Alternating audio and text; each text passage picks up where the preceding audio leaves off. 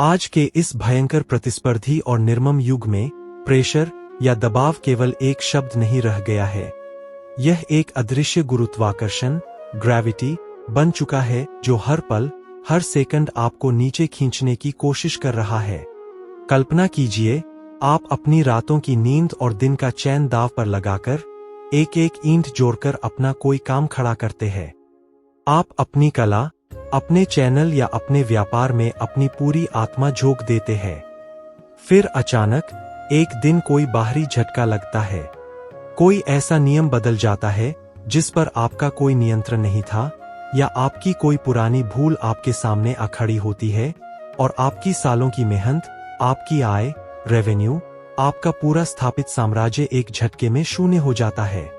आपको उस मुकाम से वापस धकेल कर फर्श पर ला पटका जाता है, जहां से आपको फिर से बिल्कुल शून्य से अपने दम पर सब कुछ नया और मौलिक, ओरिजिनल खड़ा करना पड़ता है। जब ऐसा भयंकर दबाव इंसान के कंधों पर पड़ता है तो 99% लोग भीतर से टूटकर बिखर जाते हैं। उनका मानसिक संतुलन नष्ट हो जाता है। वे डिप्रेशन, हताशा और क्रोध के उस अंधेरे कुएं में गिर जाते हैं जहां से बाहर निकलने का उन्हें कोई रास्ता नहीं सूझता।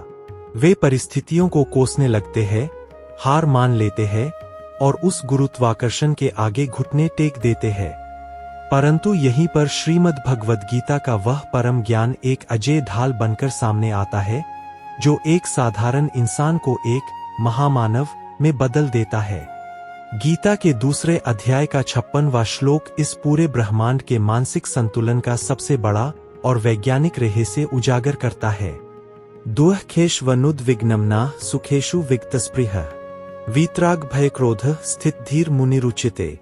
अर्थात दुख की प्राप्ति होने पर जिसके मन में तनिक भी उद्वेग, घबराहट या परेशानी नहीं होता, सुखों की प्राप्ति होने पर जिसके भीतर कोई अत्यधिक लालसा या पागलपन नहीं होता, और जो आसक्ति, भय और क्रोध से पूरी तरह मुक्त हो चुका है, वही स्थिर प्रज्ञ, स्टेबल माइंडेड मुनि कहलाता है।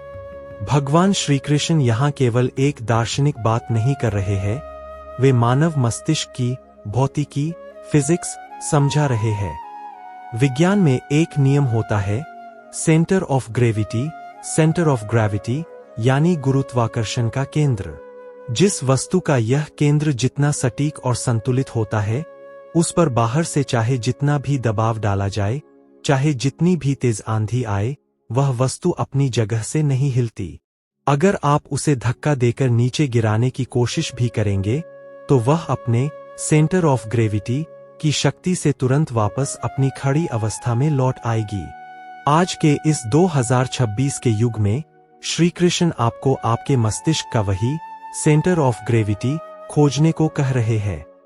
जब आपके जीवन में भयंकर दुख आता है, जब आपकी सालों की मेहनत छिन जाती है, जब दुनिया आपका मजाक उड़ाती है, जब आपको लगता है कि अब सब खत्म हो गया, तब यदि आपका मन घबराकर रोने लगे, तो इसका अर्थ है कि आपका मानसिक संतुलन बाहरी दुनिया पर टिका था। आपका सेंटर ऑफ ग्रेविटी खो चुका है। और जब आपको कोई बहुत बड़ी सफलता मिलती है, कोई वीडियो रातों रात वायरल हो जाता है, पैसा आने लगता है और आप अहंकार में अंधे होकर जमीन छोड़ देते हैं, तब भी आपका वह संतुलन नष्ट हो चुका होता है। स्थित प्रज्ञ वह है जो इस भयंकर दबाव, प्रेशर के बीच भी अपना परफेक्ट सेंटर ऑफ ग्रेविटी बनाए रखता है। जब असफलता का पहाड़ टूटता है, तो वह छाती पीटकर रोता नहीं है। वह एक गहरी सांस लेता है, अपनी हार को स्वीकार करता है और बिना किसी शिकायत के अपनी नई रणनीति बनाने में जुट जाता है। उसे पता होता है कि जो छिन गया वह बाहरी था, लेकिन उसके भीतर का जो कौशल है, उसकी जो असली कला है, उसे दुनिया की कोई भी ताकत, कोई भी एल्गोरिदम या कोई भी नियम नहीं छीन सकता। वह अपने काम की मौलिकता, ओरिजिनलिटी पर इतना गहरा विश्वास रखता है कि शून्य से दोबारा शिखर तक का सफर तय करना उसके लिए कोई बोझ नहीं, बल्कि एक नया पुरुषार्थ बन जाता है। आज आपको अपने भीतर उसी स्थित प्रज्ञ अवस्था को जागृत करना है। यह बाहरी दुनिया, यह डिजिटल युग और इसके पल पल बदलते नियम आप पर लगातार भारी दबाव डालेंगे। आपको डराएंगे कि आप पीछे छूट रहे हैं, आपको उकसाएंगे कि आप क्रोध में आकर कोई गलत कदम उठा लें। लेकिन आपको अपने मन को इतना अचल, इतना स्थिर बनाना है कि चाहे आपकी स्क्रीन पर सफलता के बड़े बड़े नंबर दिखें या फिर भयानक असफलता का सन्नाटा हो, आपके चेहरे की शांति, आपके काम करने की गति और आपकी निरंतरता में रत्ती भर भी फर्क नहीं आना चाहिए। आपका ध्यान केवल और केवल आपके शुद्ध कर्म पर होना चाहिए। जब आप इस स्तर का मानसिक संतुलन हासिल कर लेते हैं, तब आप दबाव, प्रेशर के गुलाम नहीं रहते, बल्कि आप दबाव को ही अपना हथियार बना लेते हैं। आप उस चट्टान की तरह बन जाते हैं जिससे टकराकर बड़ी से बड़ी लहरें भी चकनाचूर हो जाती है, लेकिन चट्टान अपनी जगह से 1 इंच भी नहीं खिसकती। अगर श्री कृष्ण की ये बातें आपके मन को छू गई हो तो इस वीडियो को लाइक जरूर करें और अपने दोस्तों के साथ शेयर करें। ऐसे ही और गहरे ज्ञान और प्रेरणादायक वीडियोज के लिए हमारे चैनल श्री कृष्ण $529 को अभी सब्सक्राइब करें और बेल आइकन दबाना न भूलें। राधे राधे। कल्पना कीजिए उस प्रलयंकारी दृश्य की, जब आसमान से सामान्य वर्षा नहीं बल्कि विनाशकारी और भयानक जल प्रलय हो रही थी। देवराज इंद्र का अहंकार आहत हुआ था और उनके क्रोध की अग्नि ने पूरे वृंदावन को डुबो देने वाले काले और डरावने बादलों का रूप ले लिया था। बिजलियां ऐसे कड़क रही थीं मानो आसमान फटकर जमीन पर गिर पड़ेगा। चारों तरफ हाहाकार मचा था, मौत का तांडव सामने खड़ा था और उस पूरे गांव के बेबस लोग अपनी जान बचाने के लिए बदहवास होकर इधर-उधर भाग रहे थे। वह कोई सामान्य दिन नहीं था, वह एक ऐसा भयंकर प्रेशर टेस्ट था जहां एक छोटी सी चूक का अर्थ था हजारों जिंदगियों का अंत। उस भयंकर तूफान और मौत के खौफ के बीच जब सबने अपनी उम्मीदें खो दी थीं, तब एक व्यक्ति पूर्ण शांति और असीम स्थिरता के साथ आगे आता है। भगवान श्री कृष्ण ने कोई विशाल अस्त्र नहीं उठाया, उन्होंने कोई चमत्कारिक ढाल नहीं बनाई, बल्कि उन्होंने ब्रह्मांड के सबसे भारी पर्वतों में से एक गोवर्धन पर्वत को अपनी सबसे छोटी और सबसे कमजोर उंगली कनिष्ठा पर उठा लिया। लेकिन इस पूरी घटना में सबसे बड़ा चमत्कार वह पर्वत उठाना नहीं था। सबसे बड़ा और अद्भुत चमत्कार था भगवान श्री कृष्ण का चेहरा। उस पर्वत के अथाह बोझ के नीचे खड़े होकर भी उनके माथे पर चिंता की एक बारीक लकीर तक नहीं थी। उनके चेहरे पर पसीने की एक बूंद नहीं थी। उनकी आंखों में कोई भय या हड़बड़ाहट नहीं थी, बल्कि उनके होठों पर एक अत्यंत शांत और मनमोहक मुस्कान खेल रही थी। उन्होंने अकेले ही उस पूरे गांव की जानलेवा घबराहट, उनके खौफ और मौत के उस भयंकर दबाव का एक परफेक्ट बैलेंस अपनी एक उंगली पर साध लिया था। अगर उस क्षण श्री कृष्ण की उंगली जरा भी कांप जाती या उनके चेहरे पर घबराहट और पीड़ा का कोई भाव आ जाता तो क्या होता? गोवर्धन पर्वत के नीचे शरण लिए खड़े वे हजारों ग्रामीण उस पर्वत के गिरने से पहले ही डर और दहशत के मारे दिल के दौरे से मर जाते। जब आप किसी पूरे तंत्र का भार उठाते हैं, तब आपका शारीरिक बल उतना मायने नहीं रखता जितनी आपकी मानसिक स्थिरता मायने रखती है। श्री कृष्ण की वह मुस्कान और वह अचूक संतुलन ही वह असली छाता था जिसने उस पूरे गांव को इंद्र के उस विध्वंसकारी क्रोध से सुरक्षित रखा था। आज 2026 के इस निर्मम और परिवर्तनशील युग में आप भी अपने जीवन के उस कुरुक्षेत्र और वृंदावन के श्री कृष्ण हैं। आपका काम, आपका विजन, आपकी कला और आपका वह चैनल जिसे आप अपने खून पसीने से सींचते हैं, वह आपका गोवर्धन है। और इंद्र का क्रोध क्या है? वह अचानक आया बाहरी बदलाव।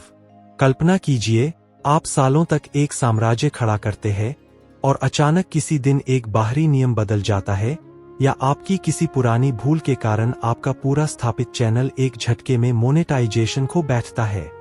आपकी सारी कमाई, आपका सारा गणित रातों रात शून्य हो जाता है। वह झटका इंद्र के उस भयंकर तूफान से कम नहीं होता जो आपके पूरे वजूद को उखाड़ फेंकने के लिए आता है। जब आपके पास कोई थर्ड पार्टी सहारा नहीं बचता और आपको सब कुछ खो देने के बाद बिल्कुल शून्य से अपने स्वयं के ओरिजिनल कंटेंट और मौलिक पुरुषार्थ के दम पर दोबारा वह पर्वत उठाना पड़ता है, तब वह आपके जीवन का सबसे बड़ा प्रेशर टेस्ट होता है। इस भयंकर दबाव के क्षण में 99% लोग टूट जाते हैं। वे पर्वत तो उठाना चाहते हैं, वे काम तो करना चाहते हैं, लेकिन उनके चेहरे पर भयंकर हताशा और डर साफ दिखाई देता है। वे परिस्थितियों को कोसने लगते हैं, अपनी किस्मत पर रोने लगते हैं और उस दबाव में आकर अंधाधुंध हाथ पैर मारने लगते हैं। और जब आप भीतर से डरे हुए होते हैं, जब आपकी नींद घबराहट पर टिकी होती है, तब आपका वह डर आपके काम में, आपकी कला में चीख चीख कर नजर आने लगता है। आप दबाव में आकर अपना मानसिक संतुलन खो बैठते हैं।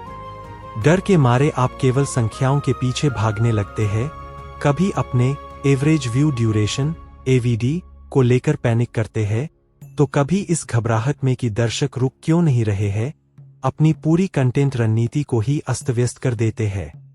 इस उथल-पुथल में दर्शक आपकी उस हताशा को स्क्रीन के पार से महसूस कर लेते हैं और आपका वह गोवर्धन जिसे आपने उठाया था, आपकी ही घबराहट के कारण गिरने लगता है। लेकिन आपको उस पर्वत को श्री कृष्ण की भांति उठाना है। जब आप शून्य से पुनर्निर्माण (रीबिल्ड) कर रहे हों, जब आपको अपनी मौलिकता और ओरिजिनल काम के दम पर अपनी खोई हुई पहचान वापस पानी हो, तब दुनिया को आपके माथे पर तनाव की कोई लकीर नहीं दिखनी चाहिए। बाहर भले ही कितनी भी तबाही क्यों न मची हो, भले ही व्यूज के नंबर आपको डराने की कोशिश कर रहे हों, आपके भीतर एक अचूक और अभेद्य सन्नाटा होना चाहिए। श्री कृष्ण ने उस गोवर्धन पर्वत को 1-2 घंटे नहीं, बल्कि पूरे 7 दिन और 7 रातों तक बिना पलक झपकाए, बिना सोए, एक ही स्थिति में उठाए रखा था। यही असली निरंतरता है। जब आप इस भारी दबाव (प्रेशर) को अपनी चेतना के केंद्र में स्वीकार कर लेते हैं, तब आप उस दबाव से लड़ते नहीं हैं, बल्कि आप उसे संतुलित (बैलेंस) कर लेते हैं। आप समझ जाते हैं कि यह तूफान हमेशा नहीं रहेगा। आपको बस तब तक बिना हिले, बिना घबराए और बिना अपना असली मार्ग छोड़े डटे रहना है। आपकी टीम, आपके दर्शक और आपका अपना मन, ये सब आपकी स्थिरता को देख रहे हैं। यदि आप मुस्कुराते हुए, बिना किसी शिकायत के अपने उस ओरिजिनल काम की उंगली पर इस भारी दबाव को साध लेते हैं, तो दुनिया की कोई भी नकारात्मक शक्ति या कोई भी एल्गोरिदम रूपी तूफान आपका कुछ नहीं बिगाड़ सकता। आपके काम का वह परफेक्ट सेंटर ऑफ ग्रेविटी आपको इस आभासी दुनिया में एक ऐसा अमर और अजेय योद्धा बना देगा, जिसके सामने बड़े से बड़े संकट भी अपना दम तोड़ देंगे। इस ब्रह्मांड का एक अत्यंत क्रूर और अटल नियम है, जो भी वस्तु धरातल से ऊपर उठने का प्रयास करेगी, यह संसार अपनी पूरी शक्ति लगाकर उसे वापस नीचे खींचने का प्रयास करेगा। यह कोई षड्यंत्र नहीं है, बल्कि यह प्रकृति और समाज का वह गुरुत्वाकर्षण है, जो किसी को भी आसानी से शिखर पर पहुंचने नहीं देना चाहता। जब आप अपने जीवन में कुछ बड़ा, कुछ मौलिक और कुछ अत्यंत असाधारण करने का संकल्प लेते हैं, तो आप असल में इस पूरी दुनिया की औसत मानसिकता के विरुद्ध युद्ध की घोषणा कर रहे होते हैं। और जैसे ही आप यह युद्ध शुरू करते हैं, वैसे ही चारों दिशाओं से एक भयंकर और अदृश्य दबाव आपके ऊपर पड़ना शुरू हो जाता है। यह दबाव क्या है? यह दबाव है उन लोगों के ताने जो आपकी विफलता की प्रतीक्षा कर रहे हैं। यह दबाव है आपके अपने पास उपलब्ध सीमित संसाधनों और घटती हुई धनराशि का। यह दबाव है रातों रात बदलते उन बाहरी नियमों का, जिन पर आपका कोई वश नहीं है। और सबसे बड़ा दबाव है आपके अपने ही मस्तिष्क में उठने वाला वह आत्मसंदेह, जो बार बार आपसे चीख कर कहता है कि शायद तुम हार चुके हो, अब यह सब छोड़ देना चाहिए। यह एक ऐसा अथाह और दमघोंटू दबाव है, जिसकी तुलना समुद्र की उस अंधी गहराई से की जा सकती है, जहां पानी का भयंकर बोझ लोहे की भारी पनडुब्बी को भी कागज की तरह कुचल कर रख देता है। परंतु भौतिक विज्ञान का एक परम सत्य यह भी है कि वह पनडुब्बी समुद्र की उस खौफनाक गहराई में भी इसलिए सुरक्षित रहती है, क्योंकि उसके भीतर का दबाव बाहर के दबाव के बिल्कुल बराबर और विपरीत दिशा में काम कर रहा होता है। ठीक इसी वैज्ञानिक सिद्धांत पर आपके जीवन का, आपके पुरुषार्थ का और श्रीमद् भगवद गीता का सबसे गहरा आध्यात्मिक ज्ञान टिका है। जब यह पूरी दुनिया यह पूरा आभासी तंत्र और आपकी अपनी परिस्थितियां आपको नीचे खींचने और पूरी तरह कुचल देने की कोशिश कर रही हों, तब आप उनसे बाहर जाकर लड़कर नहीं जीत सकते। बाहरी दुनिया पर आपका कोई नियंत्रण नहीं है। आप बाहर उठने वाले तूफानों को रोक नहीं सकते। उस समय सुरक्षित बचने का और अजय बने रहने का केवल एक ही मार्ग होता है, अपनी आंतरिक चेतना, अपने मूल केंद्र को इतना अभेद्य, इतना जागृत और इतना ठोस बना लेना कि बाहर का कोई भी तूफान उसे रत्ती भर भी नहीं ला सके। आपकी यह आंतरिक शक्ति, आपका यह अजेय कोर आखिर क्या है? यह आपका वह अटूट विश्वास है जो किसी बाहरी परिणाम या किसी की वाहवाही का मोहताज नहीं है। साधारण मनुष्य अपनी शक्ति हमेशा बाहरी सफलता से प्राप्त करता है। जब उसे लोगों की प्रशंसा मिलती है, जब उसे बहुत सारा पैसा मिलता है, या जब 4 लोग उसकी जय जयकार करते हैं, तब वह खुद को शक्तिशाली मानता है। लेकिन यह दुनिया की सबसे बड़ी मूर्खता है। जिस शक्ति की दौड़ दूसरों के हाथ में है, वह शक्ति नहीं, बल्कि सबसे बड़ी गुलामी है। जिस दिन यह दुनिया वह प्रशंसा और वह सफलता वापस ले लेगी, उस दिन वह मनुष्य ताश के महल की तरह भरभरा कर ढह जाएगा। लेकिन एक सच्चा कर्मयोगी, जिसने गीता के ज्ञान को अपने खून की एक एक बूंद में उतार लिया है, वह अपनी शक्ति बाहर से नहीं, बल्कि अपने भीतर के उस अविनाशी केंद्र से खींचता है, जहां केवल परम शांति और सत्य का वास है। जब आप पूरी ईमानदारी और निष्ठा से दिन के 14 से 14 घंटे अपनी कला को निखारने में लगाते हैं, जब आप बिना किसी छलकपट या शॉर्टकट के पूरी तरह मौलिक और शुद्ध कर्म करते हैं, तो आपके भीतर एक ऐसी ठोस चट्टान का निर्माण होता है जिसे दुनिया की कोई भी असफलता नहीं तोड़ सकती। यह आपका वह मानसिक संतुलन है जो आपको कभी गिरने नहीं देता। जब बाहरी दुनिया का भयंकर दबाव आप पर प्रहार करता है, तब आपको अपनी ऊर्जा बाहर व्यर्थ नहीं करनी है। आपको इस दुनिया को यह साबित नहीं करना है कि आप कितने सही हैं। आपको किसी के सामने रोकर अपनी सफाई नहीं देनी है।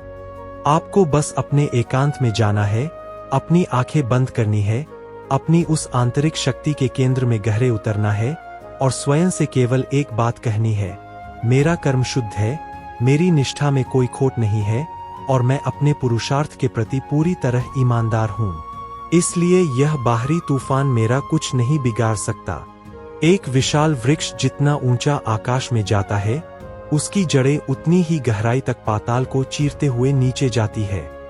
जब भयंकर और विनाशकारी आंधी आती है, तो वृक्ष अपनी टहनियों या पत्तों के बल पर खड़ा नहीं रहता, वह खड़ा रहता है अपनी उन अदृश्य जड़ों के बल पर जिन्होंने जमीन को पूरी कठोरता से जकड़ रखा है।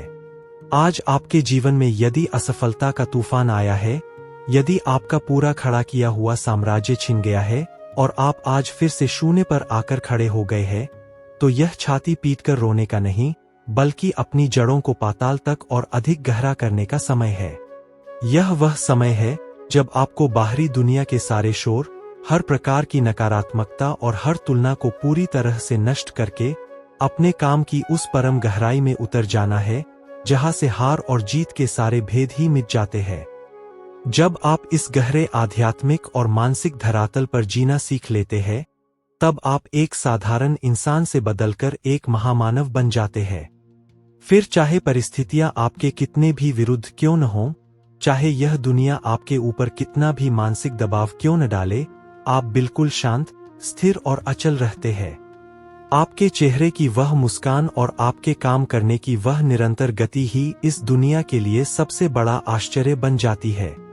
लोग हैरान रह जाते हैं कि सब कुछ लुट जाने के बाद भी, शून्य पर आ गिरने के बाद भी यह व्यक्ति भीतर से टूट क्यों नहीं रहा है।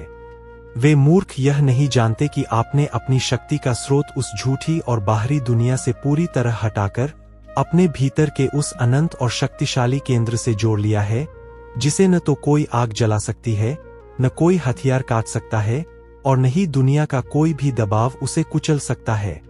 जब आपका ध्यान पूरी तरह आपके अपने आत्मनियंत्रण और आंतरिक दृढ़ता पर केंद्रित हो जाता है, तब आप उस स्थिति में पहुंच जाते हैं जहां बाहरी गुरुत्वाकर्षण का प्रभाव शून्य हो जाता है।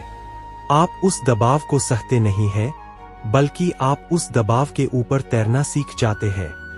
और यही वह परम स्थिरता है जहां पहुंचकर एक सच्चे योद्धा को दुनिया की कोई भी हार, कोई भी पतन या कोई भी साजिश नीचे नहीं गिरा सकती। वह अपने ही भीतर एक ऐसा अजेय किला बन चुका होता है जिसके दरवाजे बाहर से कभी तोड़े ही नहीं जा सकते। दोस्तों, अगर आपको ये वीडियो पसंद आ रही है तो इसे लाइक करें और हमारे चैनल श्री कृष्ण $529 का हिस्सा बनने के लिए सब्सक्राइब बटन जरूर दबाएं। आपका एक सब्सक्राइब हमें और भी अच्छा कंटेंट बनाने की हिम्मत देता है। कल्पना कीजिए कि वर्ष 2026 की एक अत्यंत आधुनिक चुंबकीय तकनीक से निर्मित कोई उपकरण है, जैसे एक विशेष प्रकार का पेन या कोई वस्तु जो अपनी एक चुंबकीय सतह के ऊपर हवा में बिल्कुल स्थिर तैर रहा है। पृथ्वी का भयंकर गुरुत्वाकर्षण उसे हर पल पूरी ताकत से नीचे की ओर खींच रहा है। हवा का दबाव उसे दाईं या बाईं ओर धकेलने की कोशिश कर रहा है, परंतु वह उपकरण न तो नीचे गिरता है और न ही अपनी जगह से 1 मिलीमीटर भी हिलता है। वह हवा में शून्य के बीच अपना एक पूर्ण और अचूक संतुलन बनाए रखता है। इसका रहस्य क्या है? रहस्य यह है कि उसके भीतर की चुंबकीय ऊर्जा और बाहर का गुरुत्वाकर्षण ठीक एक ही बिंदु पर आकर एक दूसरे को संतुलित कर रहे हैं। उस वस्तु ने बाहरी दबाव से लड़ना छोड़ दिया है और उस दबाव को ही अपनी स्थिरता का आधार बना लिया है। आज के इस अत्यंत तेज गति वाले और मानसिक रूप से खोखले युग में आपको भी बिल्कुल उसी चुंबकीय वस्तु की भांति अपना मानसिक संतुलन खोजना होगा। आज आप जिस दुनिया में जी रहे हैं वह एक ऐसी दुनिया है जहां हर 24 घंटे में नियम बदल जाते हैं। आपने वर्षों तक अपना खून पसीना बहाकर रात भर जाकर जो आर्थिक और मानसिक सुरक्षा का ढांचा खड़ा किया है, वह कभी भी किसी भी क्षण ढह सकता है। यह दुनिया आपको लगातार 2 विपरीत दिशाओं में खींचने का प्रयास करेगी। एक तरफ आर्थिक अस्थिरता का वह भयंकर गुरुत्वाकर्षण होगा जो आपको डराएगा कि आप गरीब हो जाएंगे, आपके पास संसाधन नहीं बचेंगे, और दूसरी तरफ इस आभासी दुनिया का वह शोर होगा जो आपको मानसिक रूप से पागल कर देगा कि आप रेस में पीछे छूट रहे हैं, दुनिया आपसे बहुत आगे निकल गई है। यदि आपने इस भयंकर आर्थिक और मानसिक उथल-पुथल क्योस के बीच अपना मानसिक संतुलन खो दिया, यदि आप इस बाहरी दबाव के आगे झुक गए और घबराहट में आकर आपने अपनी गति बदल दी, तो आप निश्चित रूप से औंधे मुंह गिरेंगे। ऐसे समय में जब आपका पूरा स्थापित काम अचानक शून्य पर आ गिरे, जब आपका राजस्व अचानक बंद हो जाए, तो आपको उस चुंबकीय वस्तु की तरह हवा में स्थिर तैरना सीखना होगा। आपको घबराहट में आकर बिना सोचे समझे इधर-उधर भागकर, घटिया शॉर्टकट अपनाकर या अपनी मौलिकता से समझौता करके नीचे नहीं गिरना है। आपके आसपास चाहे कितनी भी भयानक आर्थिक तबाही क्यों न मची हो, चाहे आपके दिमाग में हजारों डरावने विचार क्यों न आ रहे हों, आपको अपने उस परफेक्ट सेंटर ऑफ ग्रेविटी को नहीं छोड़ना है। आपको यह बात पूरी तरह से अपने अंतर्मन में बैठा लेनी है कि यह जो भी उथल-पुथल हो रही है, वह बाहर हो रही है, आपके भीतर नहीं। आपका काम, आपका पुरुषार्थ और आपकी कला आपका वह चुंबकीय क्षेत्र, मैग्नेटिक फील्ड है जो आपको इस दुनिया के गुरुत्वाकर्षण से ऊपर उठाए रखेगा। जब आप अपनी पूरी ऊर्जा उस बाहरी उथल-पुथल पर रोने धोने की बजाय अपने भीतर के उस संतुलन को और अधिक मजबूत करने में लगाते हैं, तो दुनिया की कोई भी आर्थिक मंदी, कोई भी एल्गोरिदम का बदलाव या कोई भी बाहरी संकट आपको नीचे नहीं गिरा सकता।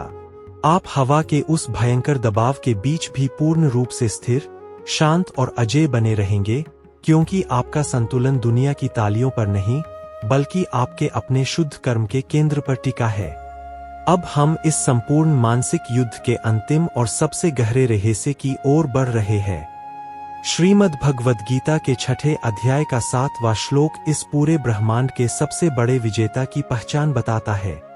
यह श्लोक एक साधारण मनुष्य और एक अजेय योद्धा के बीच की वह लकीर है जिसे पार किए बिना आप इस जीवन रूपी कुरुक्षेत्र में कभी विजयी नहीं हो सकते।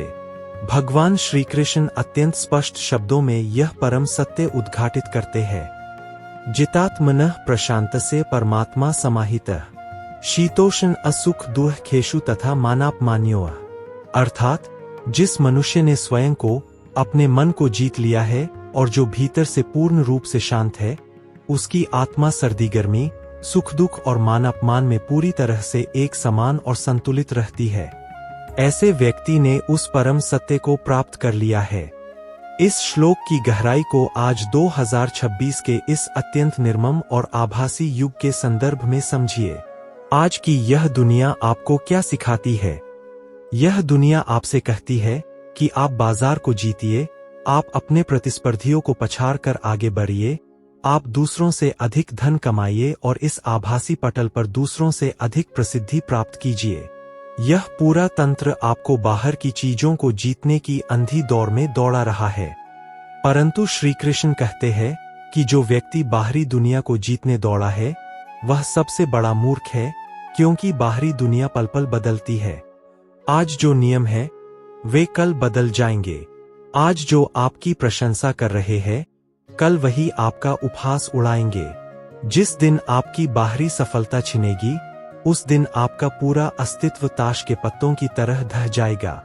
इसलिए सच्चा योद्धा वह नहीं है जिसने दुनिया को जीता है, बल्कि सच्चा योद्धा वह जितात्मनः है, जिसने अपने स्वयं के मन को जीत लिया है। मन को जीत लेने का अर्थ क्या है? इसका सीधा सा अर्थ है कि आपके सुख और दुख की कुंजी अब इस दुनिया के हाथों में नहीं है। जब आप 14 घंटे काम करते हैं, अपने कौशल को निखारने के लिए रातों की नींद और अपने शरीर को दांव पर लगा देते हैं, और फिर भी आपको वह परिणाम नहीं मिलता जिसकी आप अपेक्षा कर रहे थे, तो आपका मन चीखने लगता है। वह आपसे कहता है कि आप हार गए हैं। वह आपको अवसाद और निराशा के अंधकार में धकेलने का प्रयास करता है। परंतु जिसने अपने मन को जीत लिया है, वह इस दुख में विचलित नहीं होता। वह जानता है कि यह असफलता केवल एक चरण है, अंत नहीं। और जब उसे बहुत बड़ी सफलता मिल जाती है, जब उसकी दृश्य सामग्री रातों रात लाखों लोगों तक पहुंच जाती है और अपार धन आने लगता है, तब भी उसका मन अहंकार से पागल नहीं होता। वह उस सुख में भी उतनी ही शांति के साथ अपना काम करता रहता है, जितनी शांति से वह अपने संघर्ष के दिनों में कर रहा था।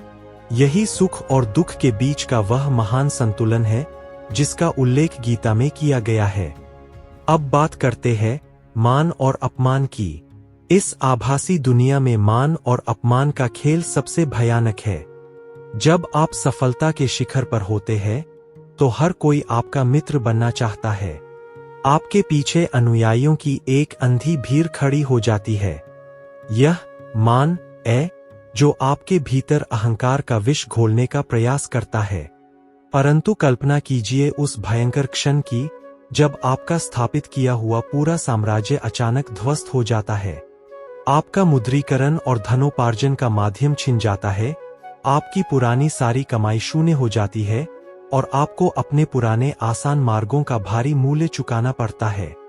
ऐसे समय में जब आप अपने दम पर, अपनी मौलिकता और अपनी शुद्ध कला के बल पर सब कुछ दोबारा शून्य से खड़ा करने का प्रयास करते हैं, तब वही दुनिया जो कल आपका सम्मान कर रही थी, आज आपका उपहास उड़ाती है। लोग कहते हैं कि अब इसका समय समाप्त हो गया। यह वह अपमान है जो एक साधारण इंसान की रीढ़ की हड्डी तोड़ देता है। परंतु जितात्मनः प्रशांतस्य का क्या अर्थ है? इसका अर्थ है कि चाहे हजारों लोग खड़े होकर आपकी जय जयकार करें या हजारों लोग मिलकर आप पर पत्थर फेंके और आपका अपमान करें, आपके भीतर की उस असीम शांति और आपके चेहरे की उस अचूक मुस्कान में रत्ती भर भी कंपन नहीं आना चाहिए। आपको इस बात से कोई रत्ती भर भी फर्क नहीं पड़ना चाहिए कि दुनिया आपको क्या कह रही है। आपका सारा ध्यान, आपकी सारी ऊर्जा केवल इस बात पर केंद्रित होनी चाहिए कि आपका वर्तमान कर्म कितना शुद्ध है। आपने पुराने अनुचित या नकल करने वाले मार्गों को छोड़कर अब जो सत्य और पूर्ण मौलिकता का मार्ग अपनाया है, वह मार्ग आपके लिए एक कठोर तपस्या है। इस तपस्या में आपका अपमान भी होगा और आपको भयंकर मानसिक पीड़ा भी होगी, परंतु आपको उस चुंबकीय केंद्र की भांति हवा के भारी दबाव के बीच भी पूरी तरह अचल और स्थिर रहना है। जब आप अपमान के घूंट को बिना किसी प्रतिक्रिया के पी जाते हैं और उस क्रोध की ऊर्जा को अपने काम में, अपनी कला को और अधिक धारदार बनाने में लगाते हैं, तब आप एक ऐसा अभेद्य रूप धारण कर लेते हैं जिसे हराना इस दुनिया के किसी भी तंत्र के लिए असंभव हो जाता है। आप सर्दी और गर्मी, यानी अनुकूल और प्रतिकूल परिस्थितियों, दोनों में एक समान भाव से अपने कर्म के कुरुक्षेत्र में डटे रहते हैं। जब बाहर भयानक तूफान चल रहा हो, जब आपकी बनाई हुई हर योजना विफल हो रही हो, तब भी आपका मन एक शांत सरोवर की भांति स्थिर रहना चाहिए। यही वह अवस्था है जहां पहुंचकर आप वास्तव में स्वयं के भीतर के उस परम तत्व को, उस असीम शक्ति को जागृत कर लेते हैं। याद रखिए, आपकी असली लड़ाई कभी भी उन आभासी संख्याओं से, उन बदलते नियमों से या उस उपहास उड़ाने वाली भीड़ से थी ही नहीं। आपकी एकमात्र लड़ाई हर सुबह दर्पण में दिखने वाले उस व्यक्ति से है जो जरा सी असफलता पर डर जाता है और जरा सी सफलता पर अहंकार में अंधा हो जाता है।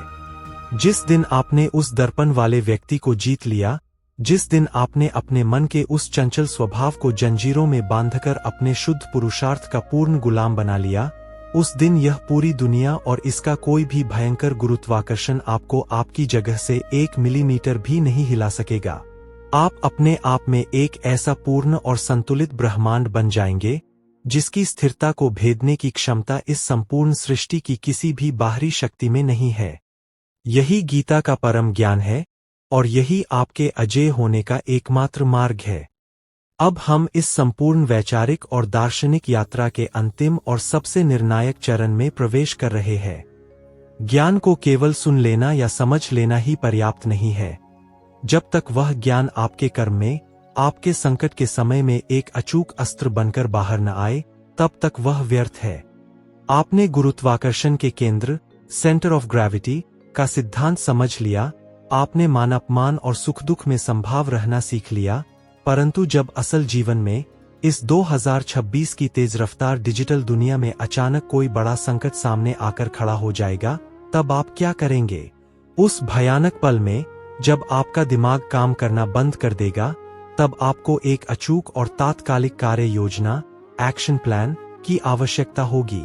इसी कार्य योजना को हम जीवन का सबसे महत्वपूर्ण अध्याय, the anchor moment, the anchor moment या स्थिरता का लंगर कहेंगे। कल्पना कीजिए कि आप समुद्र के बीचों बीच एक जहाज पर है। अचानक एक भयंकर तूफान आ जाता है। लहरें आपके जहाज को डुबाने के लिए आसमान तक उठ रही है। हवाओं का भारी दबाव आपके जहाज को पलटने की कोशिश कर रहा है। उस समय उस जहाज का कप्तान क्या करता है? क्या वह हड़बड़ाहट में जहाज को और तेज दौड़ाने लगता है? क्या वह लहरों से लड़ने के लिए समुद्र में कूद जाता है? नहीं, वह सबसे पहले एक बहुत ही शांत और ठोस कदम उठाता है। वह जहाज का एंकर, लंगर, गहरे समुद्र में, पाताल की ठोस सतह तक गिरा देता है। वह एंकर उस जहाज को एक ही जगह पर मजबूती से जकड़ लेता है ताकि वह बाहरी तूफान के दबाव में आकर पलट न जाए। आपकी जिंदगी, आपका करियर और आपका वह चैनल जिसे आप अपने खून पसीने से सींच रहे हैं, वह भी इसी डिजिटल समुद्र का एक जहाज है। जब अचानक कोई ऐसा वीडियो जिस पर आपने महीनों मेहनत की हो, वह पूरी तरह से फ्लॉप हो जाए, जब अचानक आपके चैनल की पहुंच, रीच शून्य पर आ गिरे, या जब कोई भयानक आर्थिक संकट आपके दरवाजे पर दस्तक दे, तो आपके मस्तिष्क में एक भयंकर तूफान उठने लगता है। आपका दिल तेजी से धड़कने लगता है, आपकी सांसें उखड़ने लगती है और आपके भीतर एक जानलेवा पैनिक और घबराहट फैल जाती है। यह वह क्षण है जब आपका मानसिक दबाव, स्ट्रेस अपने चरम पर होता है और आपका सेंटर ऑफ ग्रेविटी पूरी तरह से डगमगा चुका होता है। इस घबराहट के क्षण में 99% युवा सबसे बड़ी गलती करते हैं। वे तुरंत प्रतिक्रिया, रिएक्ट दे देते हैं। वे डर के मारे अपने असली और मौलिक, ओरिजिनल काम को छोड़कर कोई सस्ता शॉर्टकट अपनाने लगते हैं, अपनी बनी बनाई रणनीति को तोड़ देते हैं, या फिर डिप्रेशन में आकर अपना सारा काम ही बंद कर देते हैं। वे उस जहाज की तरह बन जाते हैं जिसका लंगर टूट चुका है और जो तूफान के थपेड़ों से किसी भी चट्टान से टकराकर चकनाचूर हो सकता है। लेकिन आपको यहां उस एंकर मोमेंट का प्रयोग करना है। जब भी आपके जीवन में ऐसा कोई भारी दबाव आए, जब आपको लगे कि सब कुछ आपके हाथों से फिसल रहा है, तो उस समय कुछ भी नया करने या सोचने की कोशिश मत कीजिए। सब कुछ वहीं उसी पल छोड़ दीजिए। अपनी स्क्रीन बंद कर दीजिए, अपना फोन दूर रख दीजिए और अपनी आंखें बंद कर लीजिए। पूरी दुनिया को 1 मिनट के लिए रोक दीजिए। उस 1 मिनट में आपको किसी भी समस्या का समाधान नहीं सोचना है। आपको अपनी घटती हुई आय, रेवेन्यू या गिरते हुए एवरेज व्यू ड्यूरेशन (AVD) के बारे में नहीं सोचना है। आपको केवल और केवल अपनी सांसों पर, अपनी श्वास की गति पर अपना पूरा ध्यान केंद्रित कर देना है। वह श्वास ही आपके जीवन का वह असली एंकर है जो आपकी भटकती हुई चेतना को वापस आपके शरीर के केंद्र में खींच कर लाती है। जब आप गहरी सांस लेते हैं और उसे धीरे धीरे छोड़ते हैं, तो आप असल में अपने मस्तिष्क के उस हिस्से को शांत कर रहे होते हैं जो घबराहट पैदा कर रहा है। आप अपने भीतर के उस सेंटर ऑफ ग्रेविटी को वापस उसकी जगह पर ला रहे होते हैं। जैसे जैसे आप अपनी सांसों पर ध्यान केंद्रित करते हैं, 1 मिनट के भीतर ही वह भारी दबाव और वह पैनिक टूटकर बिखरने लगता है। आपकी बंद आंखों के सामने यह स्पष्ट होने लगता है कि जो तबाही बाहर मची है, वह केवल आभासी नंबरों की तबाही है। वह आपके अस्तित्व को, आपके असली कौशल, स्किल को और आपकी कला को कोई नुकसान नहीं पहुंचा सकती। यह एक अत्यंत शक्तिशाली एहसास है। यह 1 मिनट का एंकर मोमेंट आपको उस तूफान से बाहर निकालकर एक ऑब्जर्वर, दर्शक की कुर्सी पर बैठा देता है, जहां से आप अपनी ही समस्या को पूरी स्पष्टता और शांति के साथ देख पाते हैं। श्रीमद् भगवद गीता का पूरा सार यही है कि कर्म करो, लेकिन घबराहट और मोह से मुक्त होकर।